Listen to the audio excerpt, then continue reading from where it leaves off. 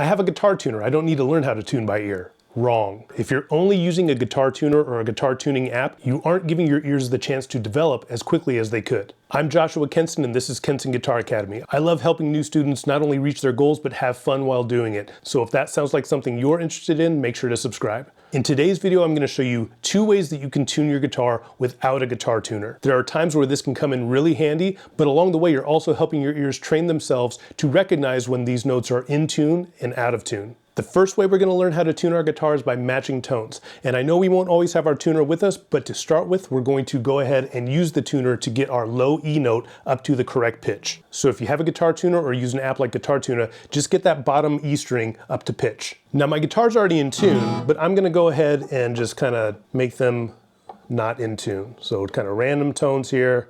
And now you can tell my guitar is completely out of tune.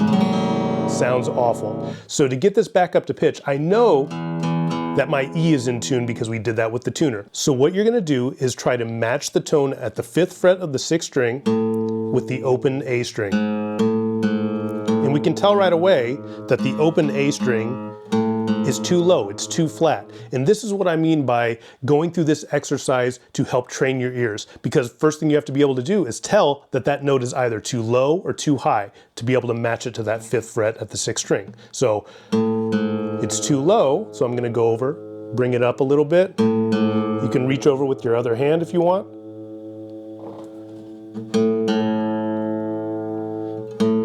And kind of hit them multiple times here. Go slowly. And that's sounding pretty good to me. We can tell that that open A string is matching the 5th fret at the 6th string.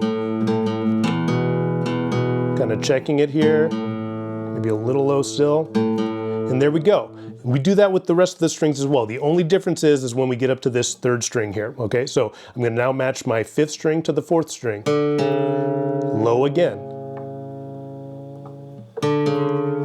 Reach over. There it is. I usually check my chord with an E minor. Those last 3 strings are way out of tune still, but we're gonna get those worked out. To tune the 3rd string, I'm going to hold down my now in tune 4th string at the 5th fret, and that is gonna give me the note G, and now I can tune that open G string. Low again.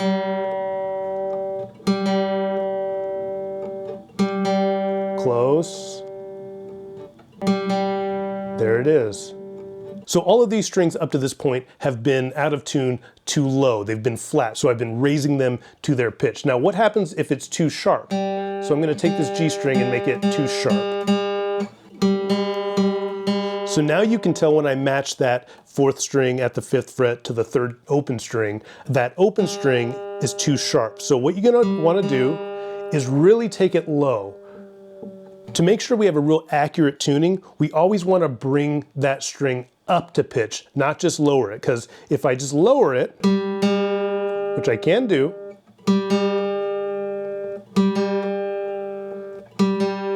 pretty close. There you go. Sounds good, but when we loosen the string, it's more likely to continue to loosen over time, so it's not gonna hold tune as long. So a good way to approach this is to lower that pitch of that string below where we're trying to hit, below our target, and then bring it back up.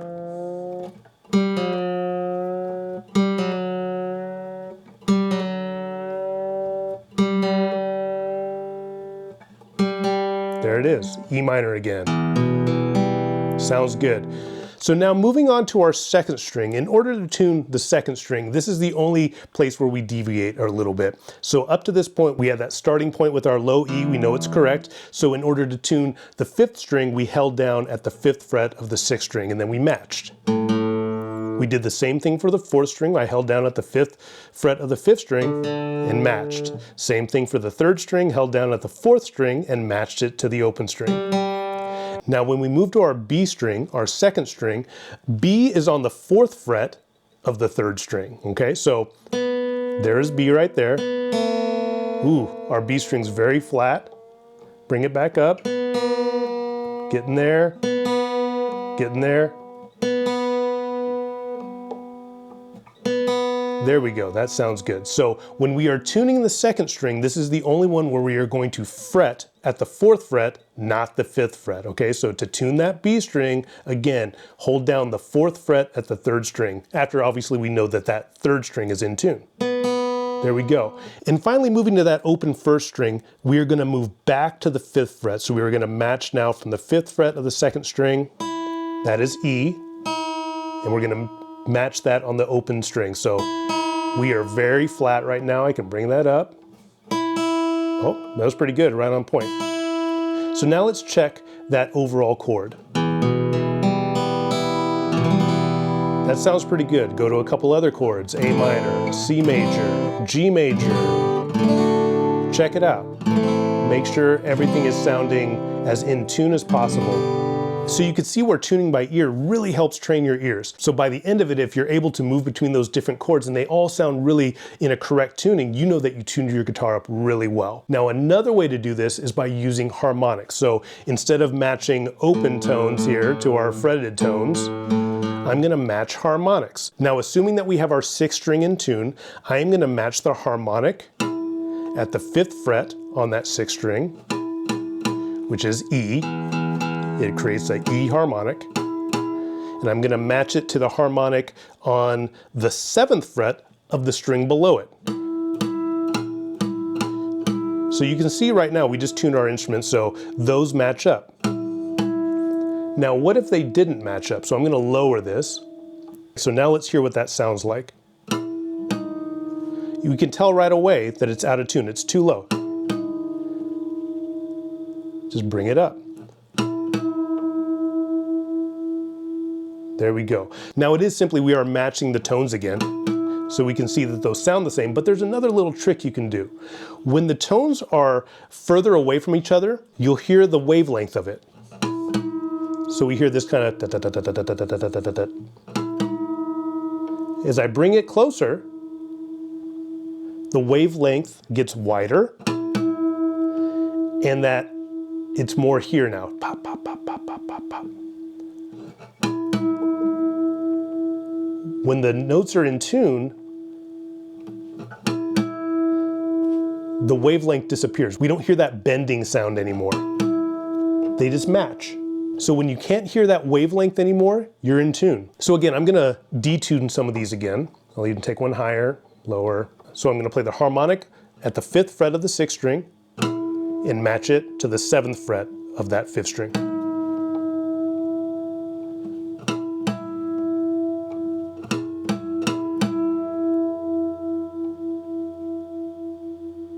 If I go too high, you'll start to hear that wavelength again. Too high now. Bring it below and bring it into tune, and you stop once you can't hear the wavelength anymore. There it is. So how about tuning that 4th string, the D string? So I know that my A string is now in tune, so I'm gonna again play that harmonic at the 5th fret of the 5th string now. And we can hear right away that the 4th string is too low. It's flat, so I can bring that up. Listen for the wavelength. It's getting longer, but it's still there. There you go. I don't hear it anymore. There we go. Pretty good. Do that again for the 3rd string. Little flat. Same rules apply. If the note is too sharp, bring it lower first, and then bring it back up.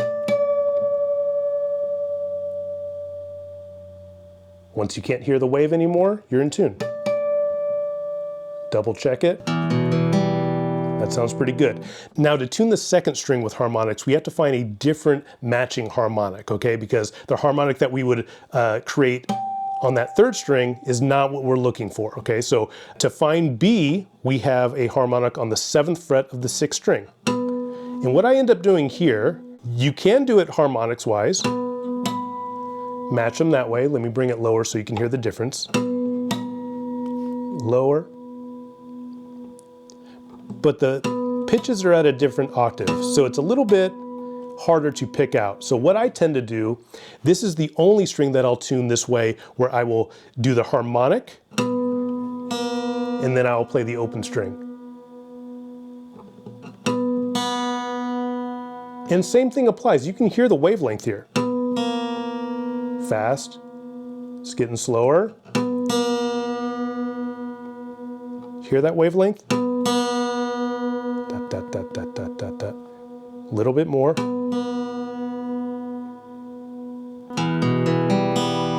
There we go. And then we can go back to the way we were doing our matching our harmonics here. So 5th fret of the 2nd string, 7th fret of the 1st string. Listen for that wave. And there we go. Here's an E minor. Pretty good. Both ways get your guitar in tune and help reinforce that ear training, that development of your ear, which is a great thing. I tend to use the harmonic way more so. When I first learned, it was definitely that matching method, because sometimes when you're a beginner, just even getting those harmonics to ring out can be a little bit difficult. One tip I can give you for getting those harmonics, just be right over the top of the fret, and we just barely want to touch that string. The more that you touch it, it's harder to get that ring out. So when you strike it, lift that finger off and it'll ring out. Just like that. See how it rings out? If I leave my fingers on, they don't ring out as long.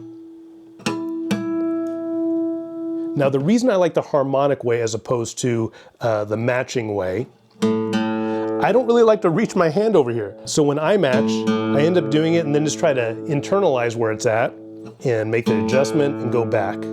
When you do it with the harmonics, it's ringing out. So I can hear that gradual shift.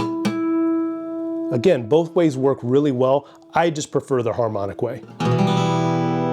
And those are two great ways to get your guitar in tune if your tuner isn't working, but beyond that, to help train your ear. So use it as an exercise. Get that first 6th string in tune with your tuner, and then see if you can get the rest of your strings right in tune. And then go back to your tuner and check it. See how close you are. This is helping you develop your ear. I hope that you found this guitar tuning exercise helpful and that you give it a try. If you have any questions about this video or any guitar related question in general, make sure to drop a comment down below and I'll get back to you as soon as I can. If you're looking to get more out of these videos, I also have my Patreon link down below where you can get lesson notes to every video that I do here on YouTube. It adds more context to these videos and takes them a little further with exercises that I add on as well. Again, I'm Joshua Kenson and I'll see you in the next one.